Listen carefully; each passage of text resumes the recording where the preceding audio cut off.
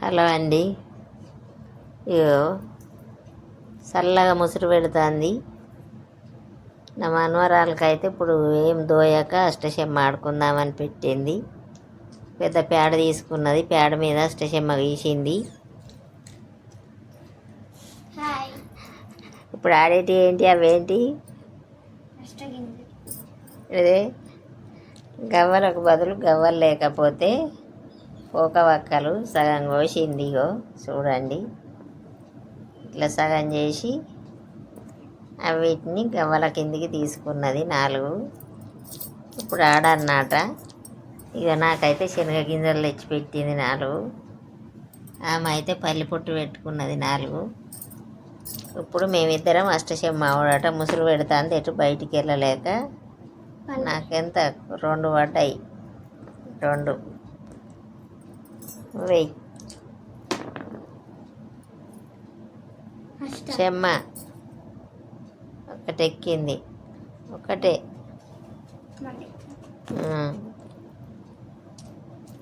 First కాయ ఎక్కింది మనమరాలకైతే. మళ్ళా 3 పడ్డాయి. 3 పెట్టుకో, ఇది ఎక్కువ లేదు.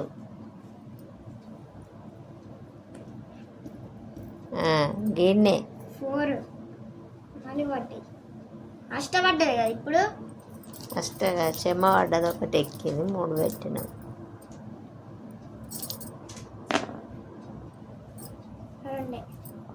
2 పడ్డాయా? ఒకటి పడితే ఎక్కచ్చు. ఒకటి పడితే ఎక్కచ్చు. మళ్ళీ చెమ్మ పడ్డది, ఒకటి ఎక్కించుకో. ఆట తెలియదు కానీ పెద్దగా ఆడతానని వచ్చింది. ఇప్పుడు తెలుసు, నేను ఇవి ఎక్కించుకుంటాను.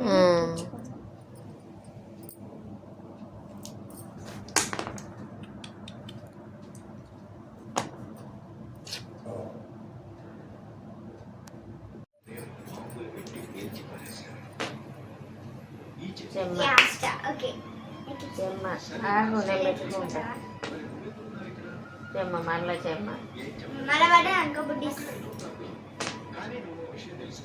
చెమ్మ బుడ్డేసి 3 చెమ్మలు పడితే బుడ్డేసి 3 పడ్డాయి. 3 పడితే 1 2 3 వెయ్యి.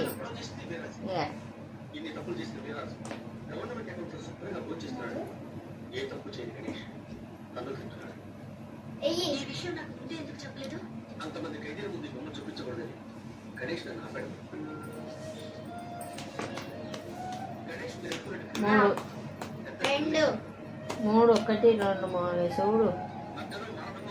1 2 ఇట్లా పడితే కన్ను, ఇట్లా పడితే 1 2.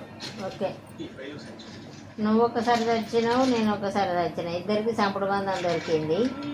ఇద్దరికి సంపుడు బంధం దొరికింది కాబట్టి నువ్వు అట్లా వాడి ఇంట్లో పోవాలి, నేను ఇట్లా ఇంట్లో పోవాలి. ఎన్ని పడ్డాయి? 2 పడ్డాయి. పెట్టుకో.